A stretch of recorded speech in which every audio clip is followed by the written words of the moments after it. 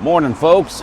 Our conference starts this afternoon, but that means that this morning we have time to go see the Panda Bears. We're headed to the National Zoo, which is just outside Washington, D.C. It's a really big deal to get to see the pandas because you know what? You're fixing not to be able to see them anymore. China is taking back all their panda bears worldwide, which means that if you don't see them soon, unless you go to China, you never will. First stop in the zoo is the sloth bear in Asia. We found Asia. We didn't find the sloth bear. But this is a cool statue of what he's supposed to look like. Really cute critter. We clearly do not have a corner on the otter market because these are Asian otters. He had a buddy here just a minute ago who went swimming. I'm not sure where that buddy went to. There he is. Oh, there he is. Boop. And down he goes again. And back up he goes again. Here one of them is, the giant panda. The panda is a Nepalese word for eater of bamboo. And that's all they eat, just bamboo. Lots and lots of bamboo. That just is mind-blowing to me. Look at how he just navigates those rocks and whatnot, like they're not even there, and he's running away. Kind of sad. And here he comes back. Oh, maybe not. There we go. He's sliding and rolling. How adorable. All right, that was just too cute. Now he's climbed back up. And what's he gonna do next? These things are just big old clowns. It's estimated that somewhere in the neighborhood of 2,000 pandas are left in the wild, and down he goes again. Whee! I think he has an itch he's trying to scratch. And down he goes again. Bloop, bloop, bloop, bloop, bloop. Now he's back, climbing. Look at him climb up there. He's got himself a burlap bag to chew on. And I think he's going to fall back down.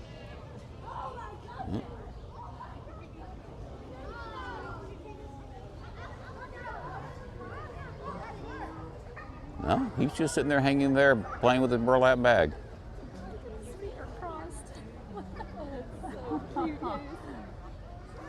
Hanging on.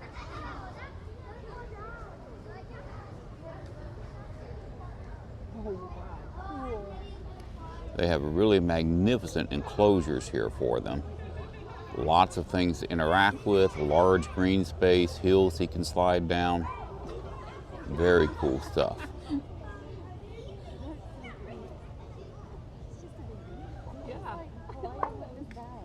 Mission accomplished. We have seen the giant panda, got some great video of them playing together, and now we get to enjoy the rest of the zoo.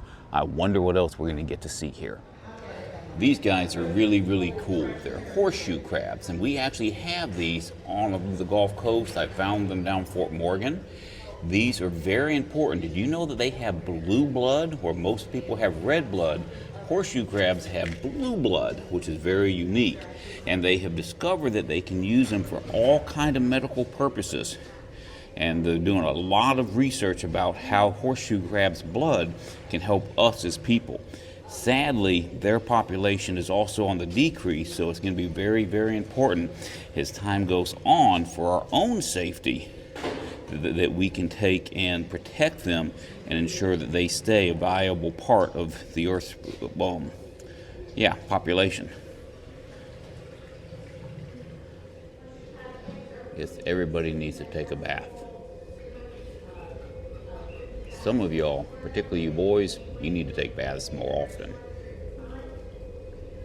Check out the pretty golden feathers on this one. It is known as a golden floater, and they're indigenous to Delaware. We don't get those down on our beaches. Back to the horseshoe crabs for a little feeding time.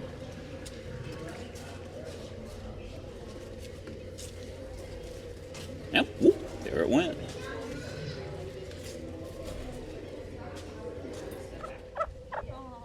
I think he's talking to us. He's saying, "Don't eat me for Turkey Day." We got wild turkey right here. We have some more down there. And we have some sandhill cranes over here.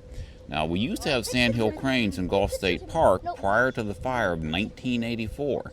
When the fire of '84 went through, it dried up the marsh, and pine trees were thrown out to try and vitalize the area.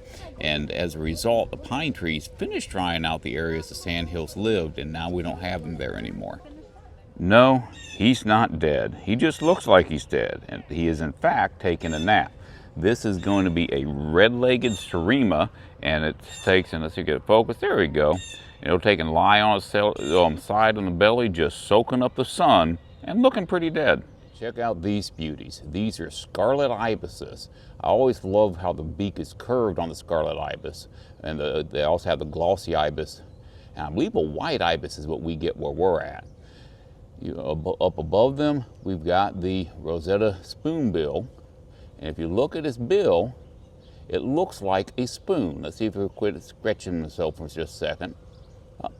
See how it looks like a spoon? Hence the name, Rosetta spoonbill. It appears to be nap time with the flamingos. We have a bunch of pink flamingos, and some of them that are not pink, I'm assuming they're juveniles in there. Now, the pink flamingos does not get its color naturally. It gets the pink color from the food that it eats. If it cannot find that particular crustacean that makes it pink, I believe it turns white. Like you see some of these others over here, more whitish. They're not getting the right food in them. Remember, gentlemen, happy wife, happy life. She's a happy wife. Why? Because she has the elephants. Now these are Asian elephants. If you remember, a couple weeks ago we went to the Cheyenne Mountain Zoo in Colorado Springs and we saw African elephants. Do you see how much smaller the ears are on these elephants? Hopefully we'll be able to get, there's another one right there. Hopefully we'll be able to get a better angle at them here in a minute so you can see better, but their ears are much, much smaller, and the elephants in and of themselves are also much smaller than the African brethren. Here's a little better angle. Can you see how tiny her ears are? Just little bitty ears compared to what we saw on the African elephants a couple weeks ago. So how much do you poop in a day? That is how much a full-grown adult male elephant poops in a day. That's a lot of poo. This is a golden tamarin, beautiful little monkey. Checking out all the kids that are looking at him. This is a screaming, hairy armadillo. I kid you not. It's called a screaming armadillo. See? I wonder how loud it screams. On the list of not so pretty critters, we have the naked mole rat. All right. I'm not sure what this guy's issue is, but he's definitely getting kind of dancy there. Here's another one. Yeah, I have to say that that is probably one of the ugliest critters I've seen at the zoo. Look at this one. It's got like bumps all over it. Interesting. This one almost looks like you could take it home. It's a sand cat. Looks an awful lot like a kitty cat that you might have in your house. About the same size, too. This is a dwarf mongoose. Now, he looks cute, but he is a tough little booger. Remember, mongooses will kill cobras and other snakes. They are not to be messed with. We got a baby here, folks, a baby meerkat. Well, and a mama meerkat. And a mama meerkat, too, but let's see if we can get a different angle here so you can see those babies.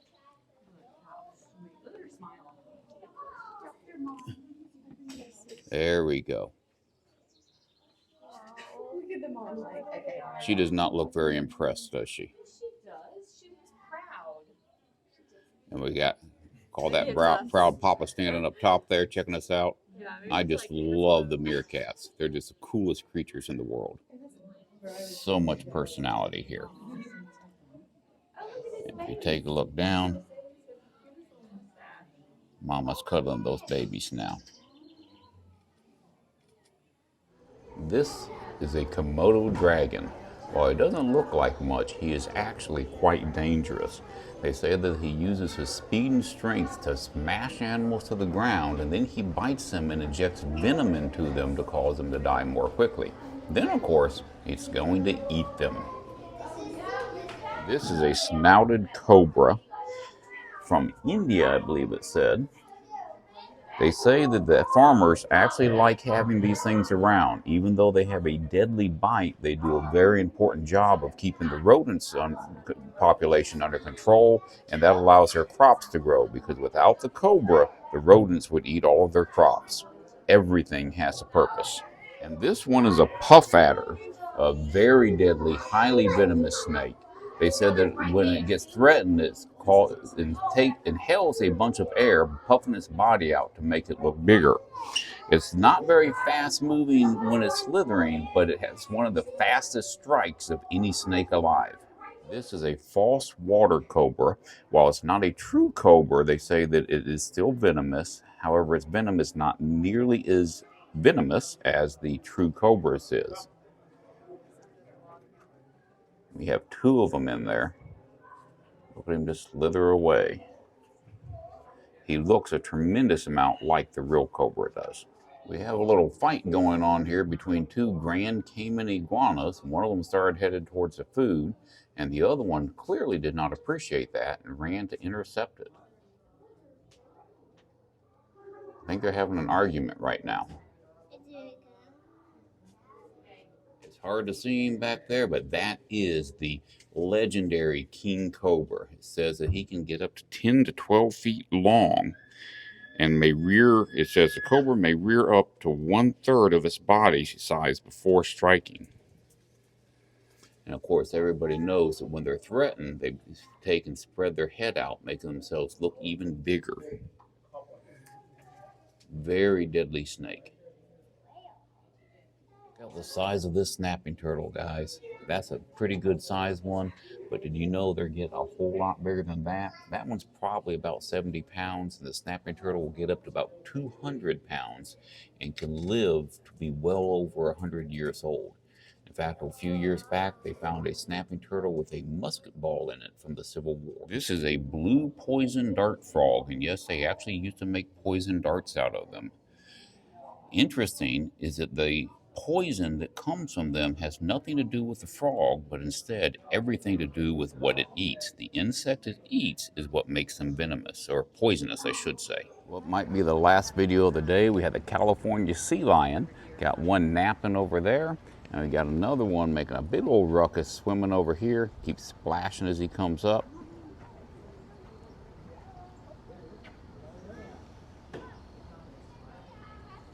And there he goes.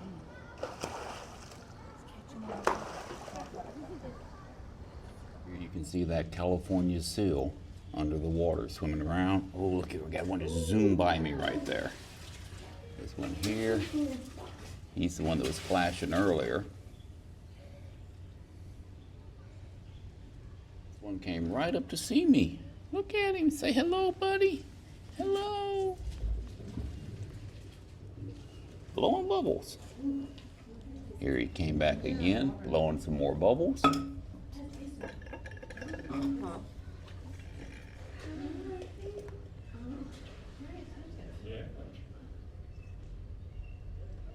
Well, that's going to be it for our trip to the zoo today. I hope you all enjoyed this one. It is now time for me to get back to the conference center and spend a lot of time learning some great ways to teach you all some great math.